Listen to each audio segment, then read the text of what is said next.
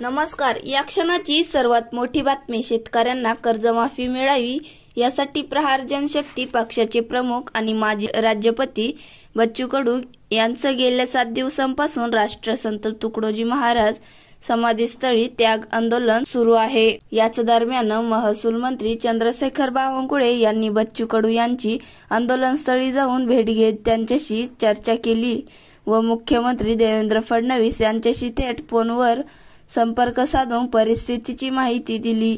यावेळी बावनकुळे यांनी शेतकरी कर्जमाफीवर सरकार सकारात्मक असल्याचे सांगितले, पण कर्जमाफीसाठी काही अटी असतील ज्यासाठी एक समिती स्थापन केली जाईल अशी माहिती देखील त्यांनी यावेळी दिली.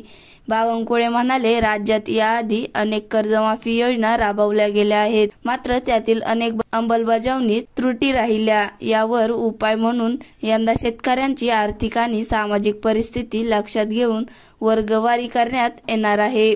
आयकर भरणाऱ्या मोठ्या शेतकऱ्यांऐवजी खरोखरच गरजू आणि मागास शेतकऱ्यांनाच लाभ मिळावा यासाठी एक उच्चस्तरीय समिती स्थापन केली जाणार आहे, असं बावनकुळे यांनी सांगितलं.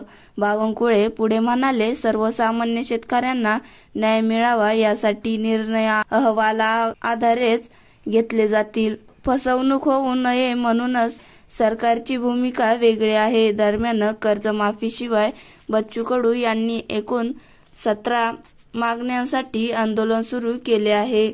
यामध्ये दिव्यांगांना देण्यात येणाऱ्या मानधन वाढ करून ते 6,000 करण्याची मागणी महत्त्वाची आहे.